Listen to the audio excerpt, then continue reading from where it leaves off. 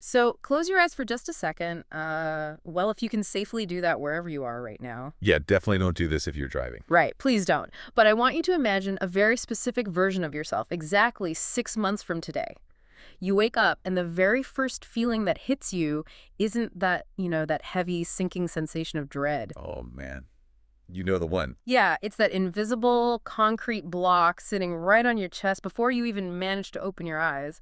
But in this scenario, instead, there's just calm. Which sounds wild to a lot of people. It really does. You actually move through your morning routine without feeling like you are already behind on a test you didn't even study for. It's a remarkable visual to start with, mostly because for a vast majority of adults navigating chronic stress, that morning weight it feels as permanent and inevitable as gravity. It just becomes your baseline. Exactly, a baseline state of being. Let's keep building this 6 month vision, though. Imagine you log on to work and you have a really hard, deeply uncomfortable conversation with a manager or, like, a colleague. The kind of conflict that usually sends you into a complete tailspin. Yes. But this time, you don't spiral for 3 days afterward. You don't spend the whole weekend obsessing over their tone of voice. All right. And later that day, you actually say no to a request you really don't have the capacity for, and the guilt doesn't absolutely eat you alive. You don't send a 5-paragraph text apologizing for having a boundary. Exactly. And maybe the best part of all, you finally go to bed at night without lying awake, staring at the ceiling, replaying every single awkward thing you said back in, 2019. Lying there completely hostage to your own memory. I mean, it is a universally exhausting experience. It really is. And it is a symptom of a nervous system that literally cannot differentiate between a past social faux pas and a present actual threat to your survival. Well, according to the source material we are diving into today, that version of you, that regulated 6 months from now version, isn't some, science fiction fantasy. No, not at all. It is the highly documented biological reality of what consistent therapy looks like. Today, we are pulling from the notes and clinical insights of coping and healing counseling, or CHC. Right. They are a telehealth therapy practice, and they serve all 159 counties in the state of Georgia. And what makes this material incredibly compelling isn't just that they offer mental health services, it's how meticulously they break down the actual mechanics of change. Yeah, they really get into the weeds of it. They do. They address the most difficult space in human psychology, which is the gap between desperately wanting your life to feel different and actually taking the action to make it happen. Because we all want the result, right? We all want the peace. Of course. But getting from point A to point B can feel like, I don't know, trying to cross a canyon in the dark. That's a great way to put it. So our mission today is to completely demystify that canyon. We're going to look at the actual science behind what 6 months of consistent work does to a person's brain, their nervous system, and just their daily life. I'm really looking forward to this. Okay, let's unpack this. Because the source material from CHC doesn't just offer an empty promise that you'll, feel better.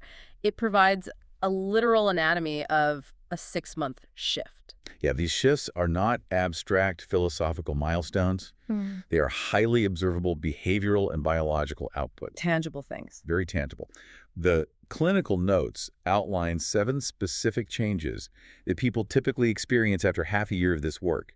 And if we look at them closely, they sort of operate in a domino effect. Starting with the physical stuff, right? Exactly, starting with the deeply physical and moving into the cognitive. I noticed that the physical changes really seem to be the foundation.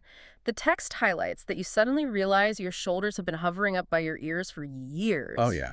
And one day, they just drop. Your jaw unclenches, your muscular armor sort of just dissolves. Because when a human being lives in a state of chronic anxiety, the brain is constantly flooding the body with cortisol and adrenaline. Just constantly on edge. Right.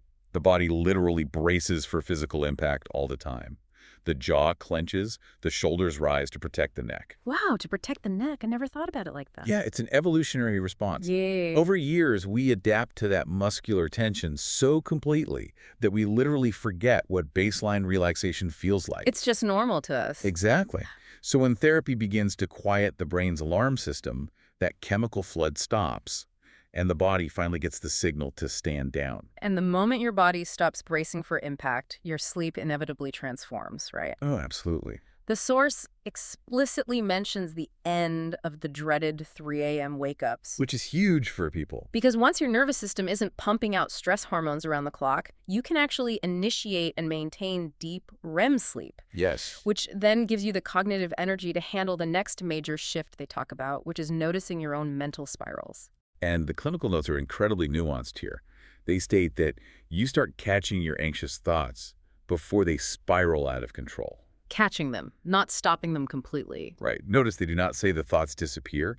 People often carry this massive misconception that the goal of therapy is the complete eradication of negative thoughts. Which just sounds impossible. It is biologically impossible. The brain is a thought-generating machine.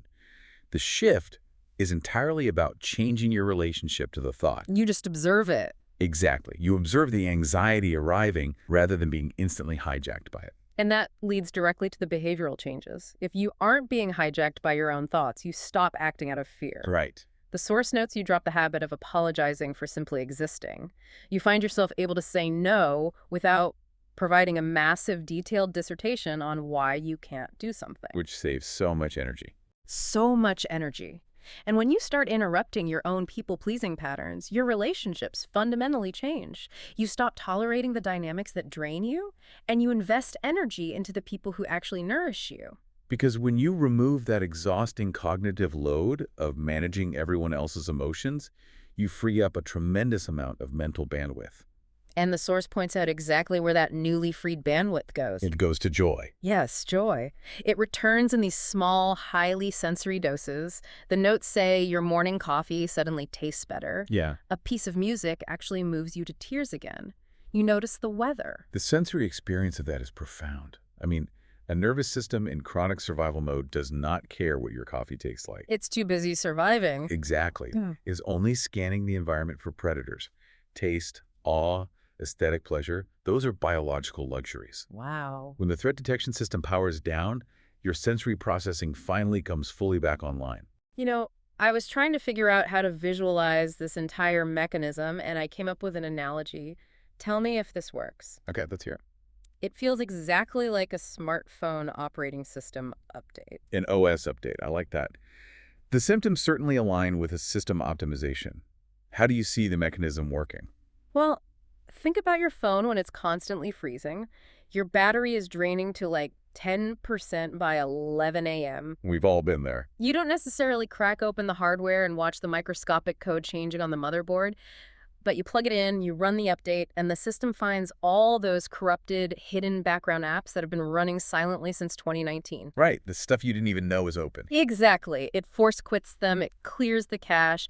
The physical phone is exactly the same, but because it's no longer devoting 80% of its RAM to a broken background process, you finally have the memory to actually run the apps you want to use. That's very true. You finally have the battery life to taste your coffee, basically. It is a brilliant way to frame it, honestly, because the human brain is genuinely undergoing a biological software update. So it's not just a metaphor. No, No. not at all.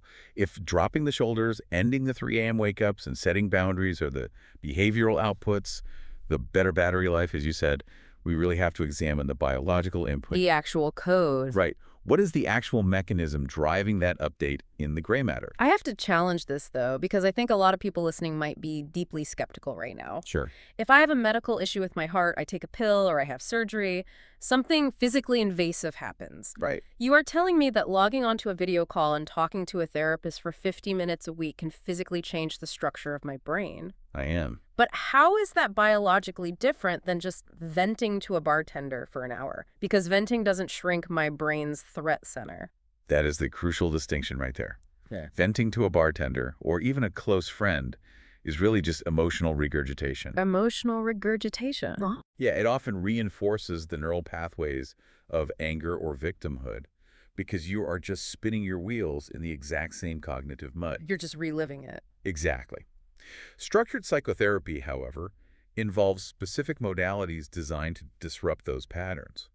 The source details interventions like cognitive behavioral therapy, CBT, and EMDR.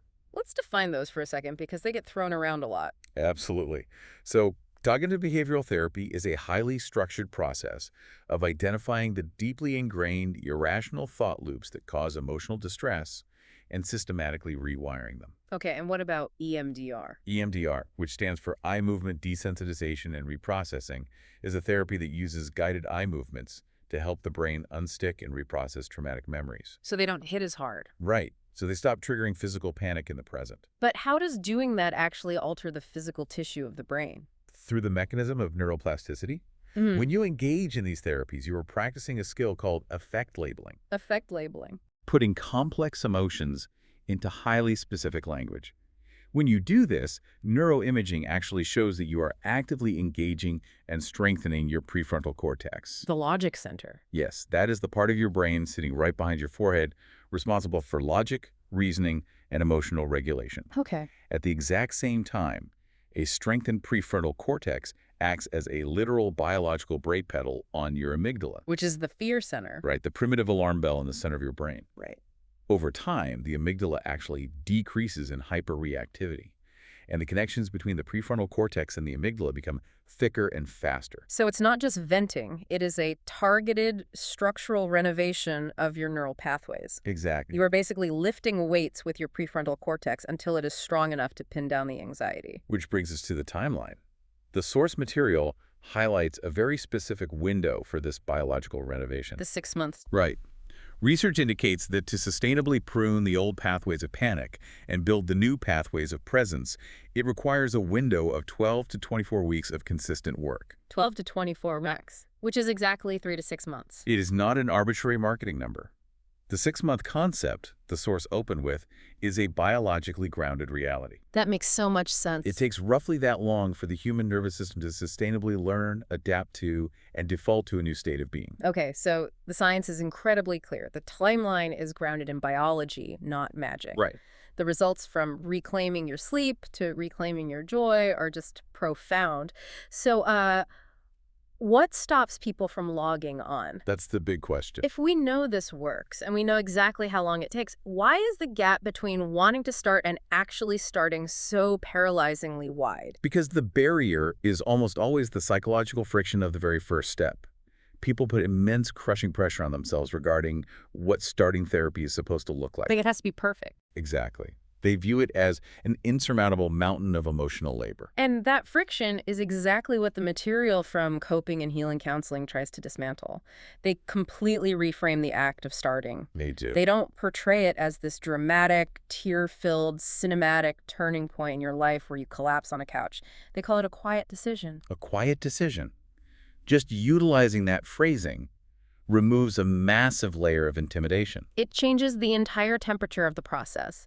The notes detail the reality of what a first session actually entails, specifically to lower that barrier to entry. Because people have so many misconceptions. Oh, I used to have a massive misconception about this myself. I thought you needed to have your entire life completely categorized in a mental spreadsheet before you were even ready to talk to a A professional. lot of people feel that way. You feel like you have to walk in with an index card listing your core traumas in chronological order with like a well-developed thesis statement on why you are sad. The irony is that if you possess that level of clinical insight and perfect emotional organization, you likely wouldn't need the therapy in the first place. That's so true. Expecting a patient to diagnose their own root causes before their first session is like expecting someone to set their own broken bone before they go to the hospital. But this source insists that just showing up is the only requirement. You log on via secure video from the comfort of your own home, and a licensed professional greets you. That's it. You absolutely do not need to have your story ready. You don't need a list. The notes explicitly say you can cry, you can laugh, or you can literally just sit there and say, I honestly don't know where to start. I just know I don't want to feel like this anymore. And all of that is perfectly valid clinical material. It's such a relief to hear that. They are actively removing the performance anxiety from the healing process. You do not have to perform your trauma. You just have to be present. And you don't walk away from that first 50 minutes with all the answers to your life's problems either. No, of course not. You just leave with a tiny bit of clarity. And importantly, you hold the power. You get to decide if that specific therapist's vibe works for you. If they aren't a fit, CHC says they will gladly rematch you. No hard feelings. Which is great. Yeah. But while removing the psychological friction is vital, we cannot ignore the logistical friction. Oh, for sure. The practical stuff. Right. We can talk about neuroplasticity and dropping your shoulders all day, but you cannot rewire your brain if you cannot find a provider, cannot make the commute, or simply cannot afford the session. Exactly. How does the CHC model address the brutal realities of the healthcare system? Well, this is where the notes offer a really fascinating case study in accessible care.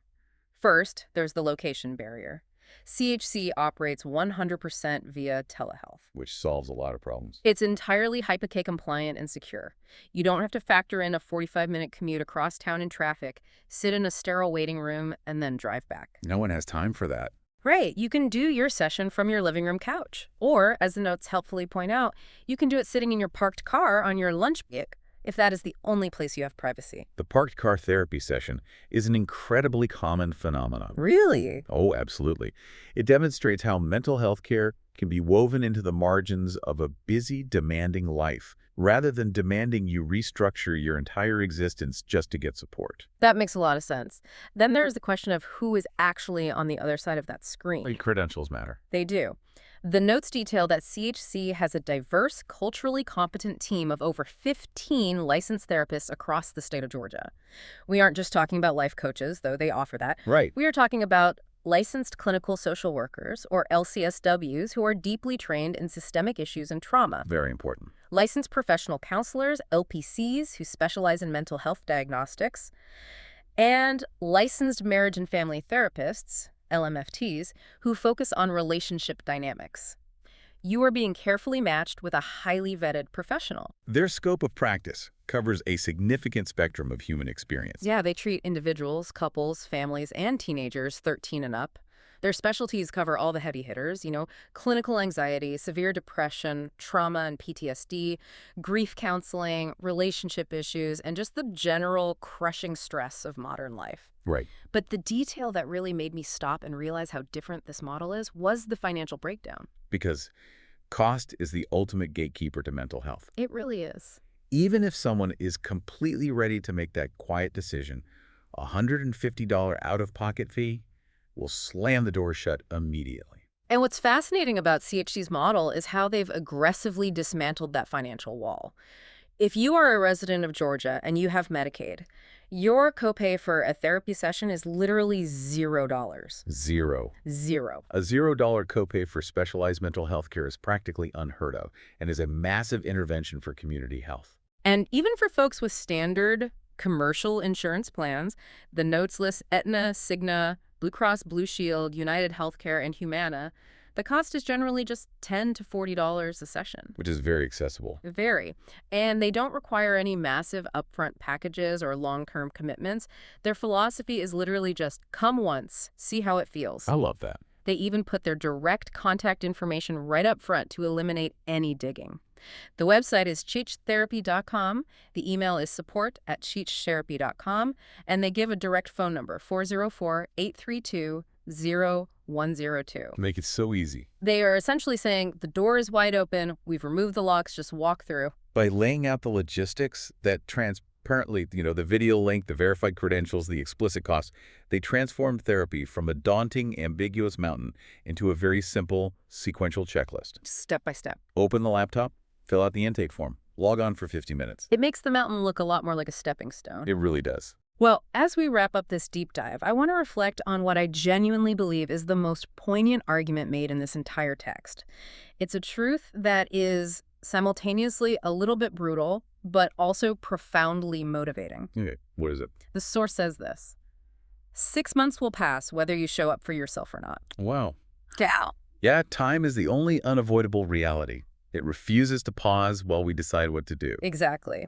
The person who waited 6 months to start therapy is now exactly 6 months behind the person who started tonight.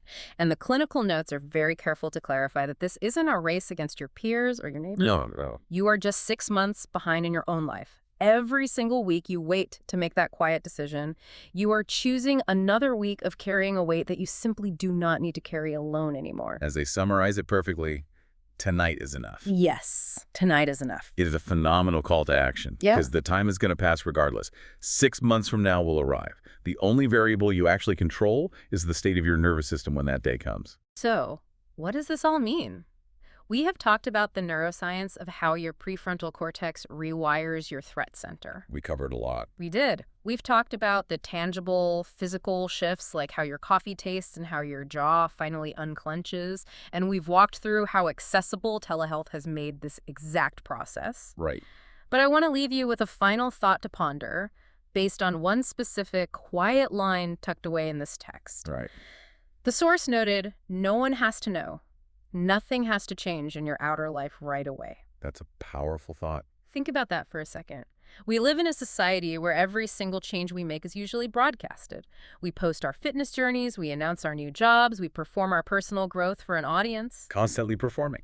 But what if the most revolutionary, deeply life-altering change you could possibly make right now is one that is entirely invisible to everyone else? I love that idea. What if you could spend the next 6 months quietly upgrading your internal operating system, dropping that heavy armor, and finding your profound peace completely under the radar? Just for you. No announcements, no audience, just the quiet work.